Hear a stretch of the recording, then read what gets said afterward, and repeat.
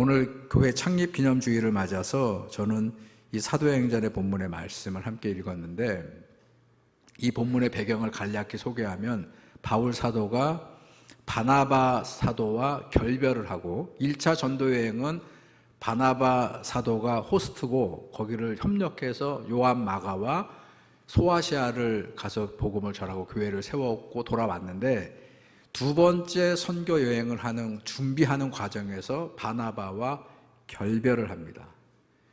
각자 노선을 가서 복음을 전하기로 결별을 하고, 그리고 바울은 실라, 디모데, 그리고 이 지금 사도행전과 누가복음을 기록했던 의사 누가, 이렇게 세 명의 동역자들과 함께 2차 선교 여행을 준비하고 있는데 이미 정해졌어요. 자, 이번에 2차 전도 여행도 지난번 갔던 소아시아, 여기는 바울의 고향이기도 합니다.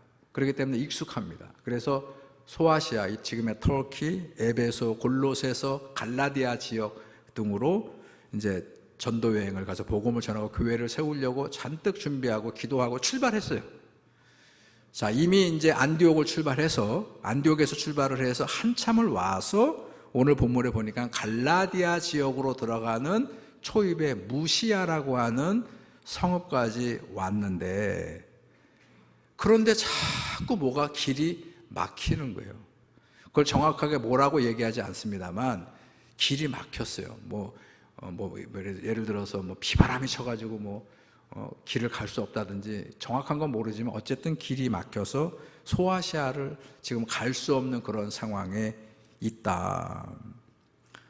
자, 그런데 나중에 보니까 그 길을 누가 막고 있었느냐? 누가 막고 있었다고요? 자, 오늘 본문의 6절을 다시 보시기 바랍니다. 자, 이런 배경하에 6절 다시 보시면, 성령이 소아시아 지금의 터키에서 말씀을 전하지 못하게 하시거늘 그들이 부르기아와 갈라디아 땅으로 들어가 무시아 앞에 이르러, 자, 무시아라는 마을까지 앞에 왔어요. 이르러 비두니아로 가고자 애쓰되, 이거는 북쪽 길입니다. 무시아에서 이 북쪽으로 해서 소아시아, 골로새, 에베소로 가는 그쪽 길로 가려고 한뜩 준비하고 있는데, 거기를 어떻게 했다고요? 애를 썼지만 예수의 영이 허락하지 아니하셨다, 그렇게 되어 있어요. 자, 그래서 그 비두니아 북쪽 길은 막혀서 못 가고, 그리고 다시 이 드로아를 통해서 동쪽으로 길을 잡아서 다시 그 소아시아로 들어가기 위해서 이 드로아까지 내려왔는데 거기도 막히고 아무것도 할 수 없는 거예요. 그래서 바울이 계속 기도합니다. 하나님, 빨리 이 길이 열려지게 해달라고. 자기 함께했던 실라와 디모데와 누가 제자들에게도, 동역자들에게도 계속 중보할 것을 기도하도록, 그리고 계속 잘 준비하기 위해서 다짐을 하고 준비를 하고 있는 그 어느 날 밤에 성령께서 바울을 찾아오신 거예요. 자, 그리고 성령께서 환상을 바울에게 보여주시면서 뭐라고 성령이 말씀하시냐면, 어디로 가라고요? 마게도냐로 가라는 것이요. 자, 마게도냐로 가라는 거예요. 그래서 이 길을 막고 있다는 것이요. 자, 그러면 다른 사람도 아니고 바울 사도가, 지금 하나님께서 이 바울 사도를 쓰시기 위해서 사울 시대 때부터 교회를 핍박했던 자를 성령이 그의 눈에 비늘을 떨어지게 하신 다음에 14년 동안이나 훈련을 시켜서 이제 비로소 이방인들에게 보낼 사도로 정한 이 일꾼을, 그럼 처음부터 마게도냐로 가라고 그렇게 명을 내리셨다면 시간도 줄이고, 이 마게도냐는 소아시아하고는 완전히 다르거든요. 이건 유럽이거든요. 유럽. 거리도 굉장히 멀거든요. 그러면 처음부터 그곳으로 가도록 명령을 하시지, 왜 이렇게 시간 낭비를 하고 헛수고를 하게 하신 걸까? 왜 그랬을 것 같아요? 그 이유는 몰라요. 우리가 하나님이 역사하시는 모든 일을 우리가 다 할 수 없는데, 그런데 하나님은 이런 방법으로도 당신의 일을 행하시더라는 것이에요. 여러분, 이런 일은 비일비재합니다. 여러분 리빙스턴을 아시죠? 우리 어렸을 때, 우리 초등학교 때부터 리빙스턴 동화책이 있었어요. 그거 읽으면서 우리가 막 위인들, 탐험가들 얘기를 많이 읽게 되는데, 여러분 아시는 이 리빙스턴이 선교를 가는데 처음에는 그의 전기를 읽어보게 되면 중국이에요, 중국. 아시아의 가장 큰 나라 중국, 차이나에 가가지고 복음을 전하려고 얼마나 열심히 준비를 했는지요. 리빙스턴이 중국어, 한자로, 중국어 배우기 쉬워요, 어려워요? 굉장히 어렵습니다. 파란 눈의 서양인이 그 전기를 보게 되면 중국어를 일상생활 하는데, 복음을 전하는데 하등 어려움이 없도록 그렇게 열심히 몇 년간을 공부하고 준비해서 이제 중국으로 갈 모든 차비를 다 마쳤는데, 근데 하나님이 어디로 그를 보냈어요? 아프리카로 보내서 선교도 하고 탐험도 하게 했다는 것입니다. 왜 그랬을까요? 왜라고 묻지 마시기 바라요. 그건 하나님의 주권이 그 모든 사람의 사역을 움직이신다는 것이에요.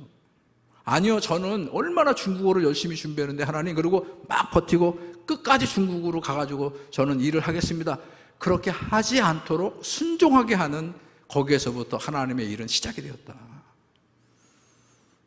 여러분 기억하세요. 하나님의 선교와 모든 일은 누가 이끌어가는 거예요? 우리의 주권입니까? 하나님의 주권입니까?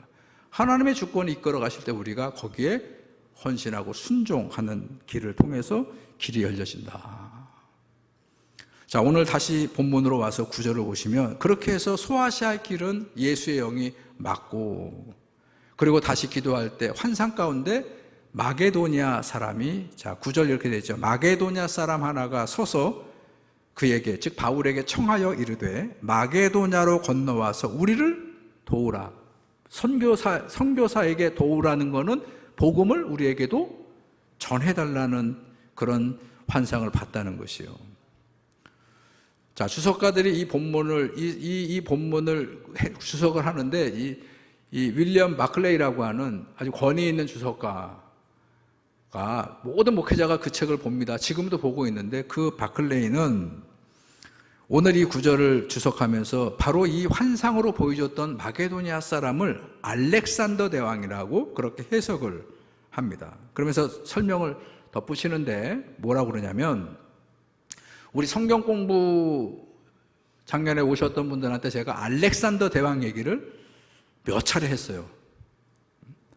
자, 마케도니아의 그 제국을 이루었던 그 알렉산더 대왕이 물론 33살의 나이에 병이 들어서, 풍토병이 들어서 인도까지 정복을 하고 돌아오다가 죽지요. 그래서 그 아들이 아직 어리기 때문에, 더더군다나 그 아들은 지금 동양 여자하고 페르시아 여자, 그러니까 이 지금 유럽의 마케도니아의 왕자인데, 그런데 페르시아에 있는 어떤 여인하고 결혼을 했기 때문에 이 집안에서 그 결혼을 인정을 안 해줬어요. 그런데 갑자기 풍토병으로 죽으니까 그 어린 왕자에게 그 나라의 대권을 물려줄 수가 없어서 그 제국을 이루었던 그 장군들이 그 나라를 분열해서 다스리게 된 게 이제 역사잖아요. 자, 그런데 그 알렉산더 대왕이 어떤 꿈을 꿨냐면, 당시에 힘을 가지고 동양을 너무너무 사랑했어요.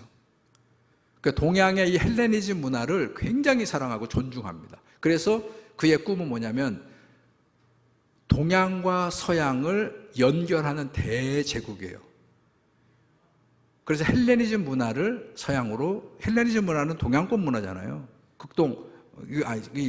중동의 문화를 가지고 들어가는 그 꿈을 꿨던 분이 바로 알렉산더 대왕인데, 하나님이 오늘 여기 환상에 왜 마케도니아 사람 알렉산더를 보여줬느냐, 이 바클레이의 주석에 의하면 하나님이 바울 사도에게도 똑같은 비전을 주셨다는 것이에요.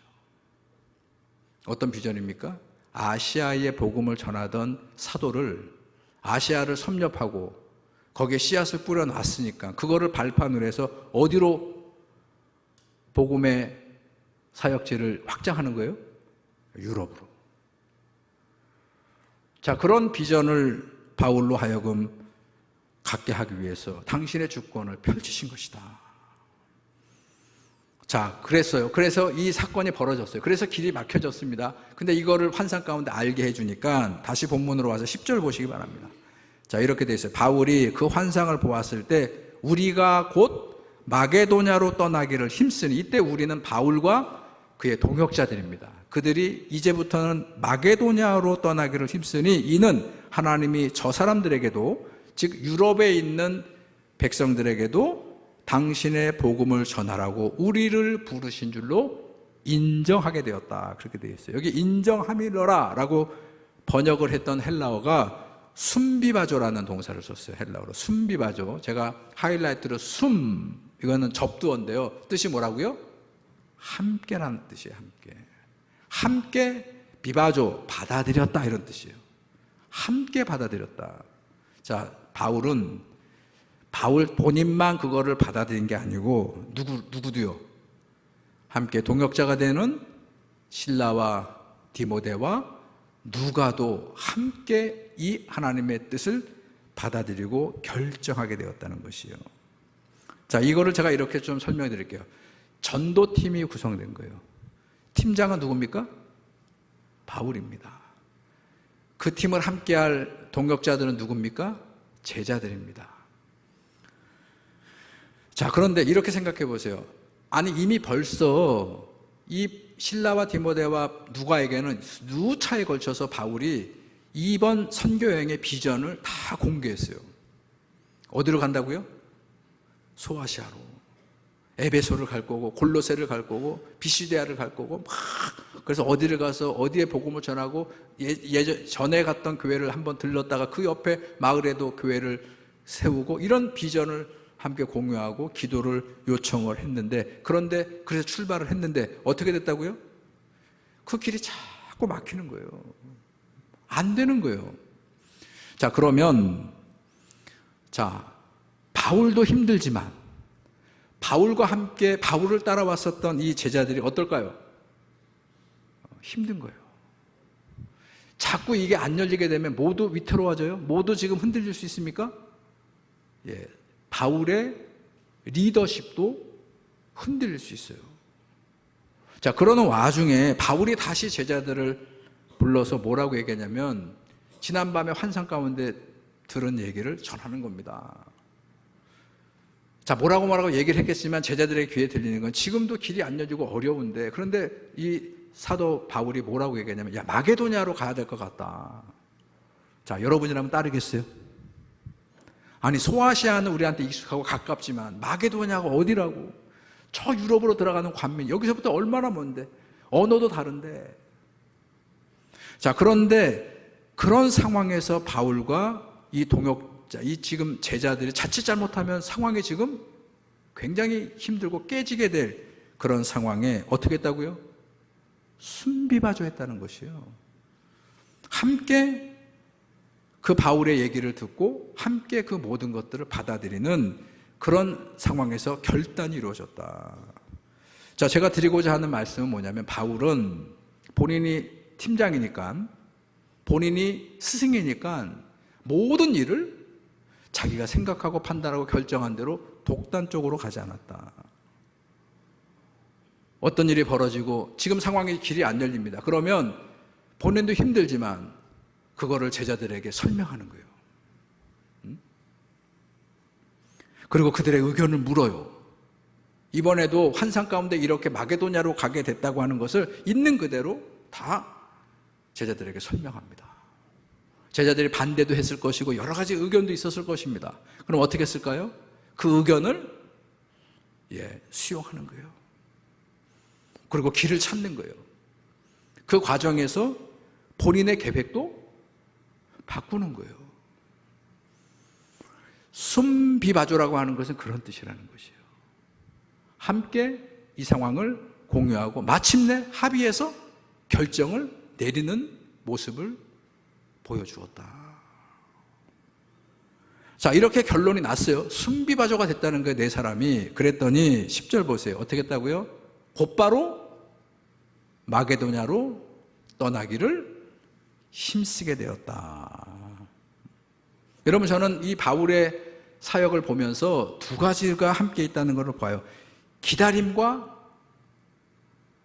서두름. 바울은 길이 닫히고 막혀서 가고 싶은데 얼마나 열심히 준비했는데 그 길을 갈 수 없을 때 뭐 했느냐? 하나님의 때를, 음성을 기다렸다는 것이요. 그냥 기다리는 게 아닙니다. 기도하면서 성령께서 어떻게 우리에게 인도하실까를 기대하면서, 그러면서 성령의 음성에 귀를 기울이면서, 그리고 이 환상으로 만난 그 밤만 기도했겠습니까? 매일 밤마다 주님 앞에 기도했을 때 드디어 성령께서 오셔서 환상을 보여주셨고, 그 제자들과 함께 그것들을 공유하고 수정할 게 있으면 정리해서, 그래서 결정이 내려지니까 그때 뭐 합니까? 열심히 힘써서 신속하게 마게도냐 향해서 복음을 들고 움직여 갔다는 것이에요. 여러분 보세요. 얼마나 힘들었겠어요. 이렇게 해도 안 되고 저렇게 해도 안 되고 무시하여서 가지도 못하고 돌아가지도 못하고. 그런데 그게 당연해요. 왜? 이게 예수의 영이 그들을 맡고 있었기 때문에. 여러분, 저는 오늘 이 말씀을 준비하면서 하나님의 일은 어떻게 하는 것이냐, 어떻게 이룰 수 있느냐, 그거는 기다려야 될 때 하나님의 때를 기도하며 기다릴 수 있는 사람들에게 주어지는 하나님의 선물이라는 것이에요. 그냥 기다리는 게 아닙니다. 항상 어디에 집중해야 돼요? 성령의 음성을 민감하게 듣기를 원하는 마음으로, 그리고 그 음성에 들렸을 땐 같이 함께 공유하고 지체 없이 그 결정을 결단하고 추진해 갈 수 있는 그런 모습으로 하나님은 당신의 일을 이루어 가기를 원하신다는 것이에요. 여러분, 성경의 세계, 즉 교회의 세계를 설명하는 어느 책에 그 배, 즉 보트, 배로 이렇게 설명을 하는 글을 제가 읽고 소개를 하는데요. 이 배를 움직이는 방법이 두 가지가 있다는 것이에요. 하나는 노를 저어서 움직이는 보트, 로보트 처치가 있고, 로가 노를 젓다는 뜻이에요. 영어로 로보트 처치가 있고, 또 하나는 세일보트. 저거는 노가 없어요. 돛을 올려서 바람이 불면 그 바람을 잘 타고 그리고 항해를 하는 그런 보트, 세일보트 교회가 있다는 것이에요. 어느 순간부터 많은 교회들이 이 로보트 처치를 지향해요. 여러분, 이 배너 같은 영화에 보게 되면 그 군선에 그 노예들이 잔뜩 서가지고 막 북을 치고 채찍을 맞으면서 계속 노를 치면서 전투를 하고 이리저리 막 그렇게 동력을 붙여서 하는, 바로 그거를 생각하시면 됩니다. 그런 자기들의 힘으로 힘차게 노를 젓는 로봇 처치를 많은 교회들이 이렇게 지향을 합니다. 근데 이런 교회의 특징이 있어요. 제가 설명드리면 다 공감할 겁니다. 자, 이런 교회의 특징은 굉장히 분주해요. 새벽부터, 우리 전주중앙교회도 예전에 새벽에 막 버스 막 하고 막 여기 가득 차가지고 기도하고 그랬다며요. 그러니까 그게 전형적인 로봇 처치예요. 그리고 항상 뭔가를 해요. 전도 폭발을 하고 전도 대축제를 하고 이웃사랑 초청잔치를 하고 막 또 뭘 하고 전도 나가고 막 사경 부흥회 막 하고 이것도 하고 저것도 하고 굉장히 분주합니다. 새벽부터 밤늦게까지 그렇게 뭔가를 열심히 합니다. 그리고 기도도 열심히 합니다. 그리고 설교를 할 때 그 로봇 처치를 세우는 그 목사님은 항상 성도들에게 막 일꾼들에게 막 뭔가를 해야 된다고, 그렇게 열심히 노를 져야 된다고, 그러면서 우리가 이렇게 열심히 노를 젓고 열심히 해야만 더 빨리, 더 멀리, 더 높이 누구보다요? 옆에 있는 중부교회보다 우리가 더 부흥하고 잘 될 수 있다고 그렇게 자꾸 격려를 합니다. 그런데 그런 교회의 기도를 보게 되면 모든 게 이미 결정되어 있어요. 그 목사님에 의해서, 그 당회에 의해서, 그 교회에 주력하는 일꾼들을 통해서 이미 뭔가 해야 될 게 결정이 됐어요. 그리고 어떻게 기도하고 어떻게 막 새벽마다 막 가득 차서 금요일 집회, 성령 집회를 막 해가지고 우리가 결정한 일을 하나님 도와달라고, 우리가 결정한 거 무조건 하나님 축복해달라고 뭐 하는 거죠? 막 울면서. 이거를 이 책에서는 하나님께 때를 쓰면서 열렬하게 기도를 하는 교회가 이 로보트 교회의 특징이다. 그리고 성과도 많이 냈다는 것이에요. 반면에 세일버 처치는, 자, 돛을 세워서 가는 배는 그 안에서 아무리 우리가 뭘 해도 할 수 있는 게 없고, 자, 이 배는 어떻게 움직일 수 있어요? 언제라야 움직일 수 있습니까? 예, 바람이 불어야 되는 것이요. 오늘 사도행전을 읽습니다만 우리 특별히 사도행전의 성령의 역사, 자, 모아 모로 메타포로 얘기했죠. 불 같은 성령, 바람 같은 성령. 여러분, 성령의 바람이 불었을 때 그거를 인지하고 그리고 그 성령의 바람에 순종하는 믿음의 돛을 올리고, 그 바람이 불어올 수 있도록 깨닫기 위해서 기도의 돛을 세우고, 그리고 바람이 불었을 때 비로소 그 바람을 따라서 바다를 가르고 하나님이 즉 성령께서 원하시는 곳을 향해서 나아가는 그런 교회를 이 저자는 셀버 처치라고 그렇게 소개를 했습니다. 이 셀버 처치 교회는 바람이 불면 가는 겁니다. 근데 바람이 멈추면 서서 그 다음 때를 기다리며 기도하고 준비하는 거예요. 이럴 때 기도는 우리가 정한 거를 이루어 달라고 그렇게 때를 쓰고 조르는 기도가 아니고, 하나님이 원하시는 그 뜻이 무엇인가를 진지하게 묻고, 성령의 바람이 불어오면 거기에 자기들을 맡기고, 그 성령의 바람은 하나님이 부르시는 영이고 마침내 우리를 돕는 영이니까, 그래서 하나님의 뜻이 하늘에서 이루어진 것처럼 우리들의 교회를 통해서 이루어지게 하는 그 바람이 불기를 기다리고, 그 바람이 불었을 때 순종의 돛을 세우는 그런 교회가 어느 교회라고요? 셀버 처치라는 것이에요. 자, 그런데 다시 와서 바울은 어떻게 했습니까? 바울은 어떻게 했습니까? 선한 일이잖아요. 주님이 하시라고 하셨잖아요. 지난번에 바나바 사도하고 같이 가서 아직 미진하게 남아있는 그런 사역이 있잖아요. 거기를 가서 그 일을 감당하겠다고 하는데, 근데 이 길이 막혔어요. 조급할 수 있죠? 근데 바울은 조급해하지 않습니다. 그럴 때 막 재촉하지 않습니까? 근데 오늘 본문에 보세요. 어디에도 바울이 하나님을 재촉하지 않습니다. 그는 기다렸고 때를, 그리고 비로소 성령의 음성이 환상 가운데 바울을 찾아왔을 때 그거를 붙잡고, 자, 그 성령의 뜻도, 즉 마게도냐로 가라는 그 말씀을 받는 것도 본인도 어려운데, 가뜩이나 지금 길이 막혀서 어려움을 겪고 있는 자기들의 제자들이지만 동역자들에게 설득하는 게 결코 쉽지 않았을 터인데, 그런데 어떻게 합니까? 그걸 설득하고, 바울이 쥐고 있었던 그 소아시아로 가는 그 노를 내려놓고,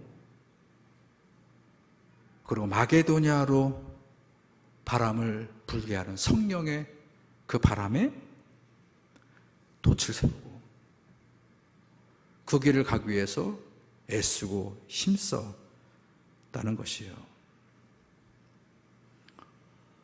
여러분, 그런데 이건 기억하세요. 바울이 가는 소아시아의 길이 실패한 게 아니에요. 그 소아시아의 길은 이미 바나바를 통해서, 바울을 통해서 열려졌고, 바나바와 같은 많은 그런 사도들이 다시 그 길을 따라서 복음을 전하는 그런 길이 이미 열려졌습니다. 근데 마게도냐는 아니에요. 누군가가 가야 됩니다. 더 큰 세상이에요. 여러분, 소아시아의 길이 막혔다고 실패한 게 아니고 하나님이 어디로 부르신 거예요? 더 넓은 세상, 더 큰 세상으로. 어디로? 유럽으로 바울과 그 동역자들을 부르셔서, 그리고 그 길을 성령의 도움을 받아서 복음을 전하러 가게 만드셨다는 것입니다. 여러분, 저는 예수의 영이 바울과 그 동역자들의 소아시아의 길을 그 영이 막으신 것처럼, 여러분들이 어떤 계획을 하고 기도를 하는데 그 길이 막히면 그건 실패가 아니고 하나님께서 여러분들을 하나님이 원하시는 더 필요한 곳으로 불러 쓰시기 위해서 그렇게 그 길을 막으신 것이라는 것을 인지하시고,